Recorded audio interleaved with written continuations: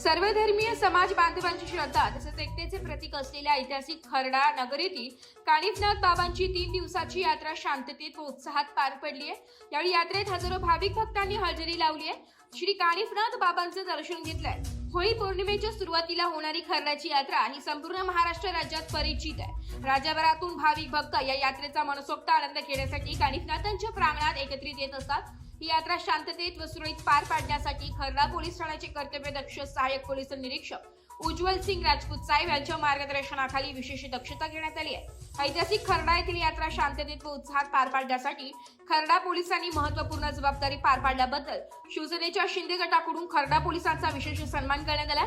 यावेळी शिवसेना जामखेड तालुका उपप्रमुख युवा नेते डॉक्टर श्याम गोलेकर, जिल्हा उपप्रमुख संतोष पाटील, तालुका उपप्रमुख नितीन कोल्हे, युवा सेना जामखेड तालुका प्रमुख प्रवीण बोलबट, शिवसेना नेते कैलास जाधव, जामखेड शहर प्रमुख मोहन देवकाते, शिवसेना नेते किरण माराळे जवळा, पंचायत समिती गणाचे नेते नवनाथ पाचरणे आणि शिवसेना पदाधिकारी व शिवसैनिक मोठ्या संख्येने उपस्थित होते। या सन्मानाचे आयोजन शिवसेना युवा नेता डॉक्टर श्याम गोलेकर यांनी केले होते।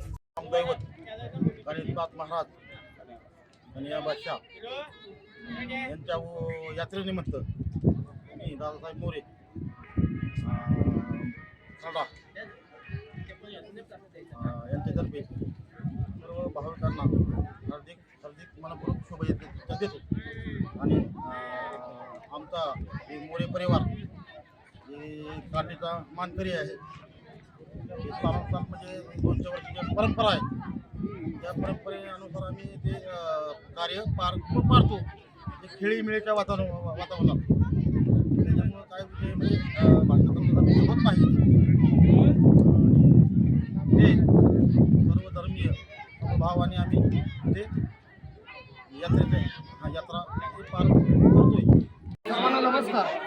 जामखेड तालुक्यातील ऐतिहासिक खर्डा पट्टण नगरीतील होळीच्या पौर्णिमेच्या निमित्तानं महाराष्ट्रामध्ये प्रसिद्ध असलेली ही खर्ड्याची यात्रा आज मोठ्या उत्साहात आणि आनंदात त्या ठिकाणी संपन्न होत आहे।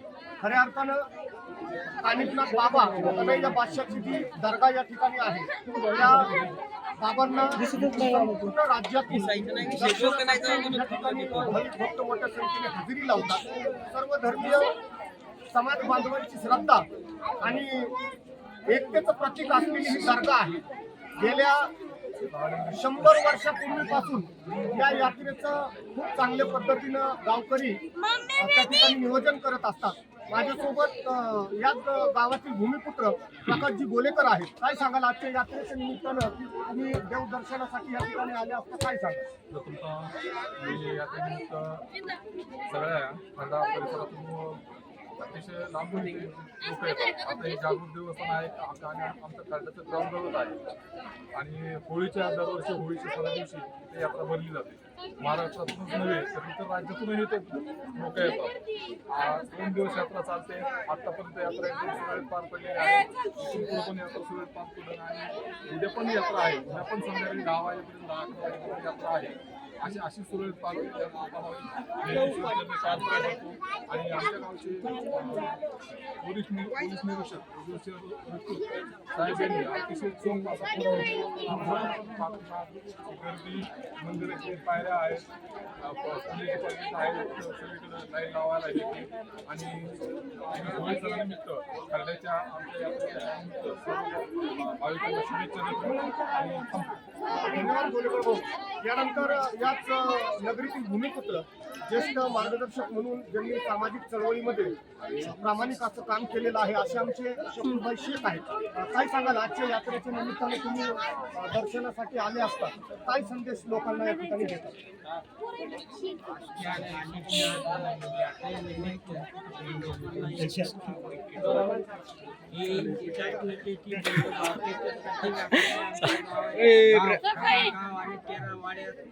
आणि पुणे नगर मुंबई परिसरातून लोक या ठिकाणी येतात।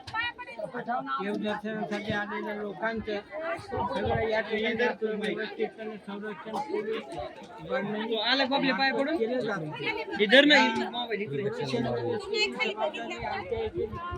पोलीस उपनिरीक्षक दिवलसिंग राजपूत साहेब यांनी चोख असा बंदोबस्त आल्यापासून ठेवलेला आहे.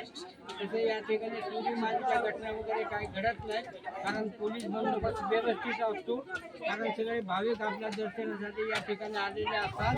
त्यांची योग्य प्रकारे सेवा व्हावी या दृष्टिकोनातून स्वयंसेवक मंडळी देखील कार्यरत असतात. तसे सगळे ग्रामस्थ देखील जागरूकपणे सगळ्यांचे दर्शन व्यवस्थित व्हायसाठी प्रयत्न करतात.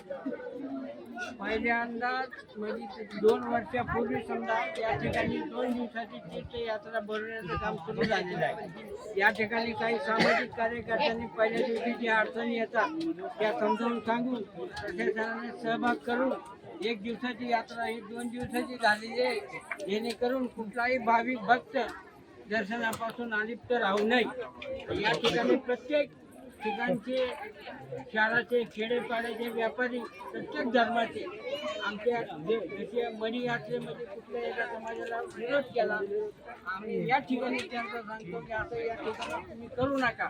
सगळ्याला पोटं पाणी असतं, सगळ्यांना पोट आपलं या ठिकाणी 2 पैसे कमावे, त्यांच्याबरोबर निर्वाह चालावा याच काहीच नात्याच्या चरणी प्रार्थना करतो. आणि सगळ्यांना आले त्याबद्दल धन्यवाद देतो. जय हिंद, जय महाराष्ट्र, जय भारत. तुम्ही पाहिलाच असताल याच खरडानगरीतील काही भूमिपुत्रांनी आपली प्रतिक्रिया त्या ठिकाणी व्यक्त केलेली आहे. माझ्या पाठीमागं बाबांची दर्गा आहे, बाबांचं ठाण आहे.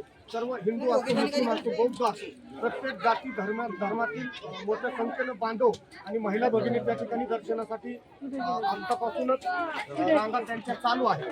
हे खर्ड्याची जी यात्रा आहे ती आज आणि उद्या असे 2 दिवस या ठिकाणी भरणार आहेत.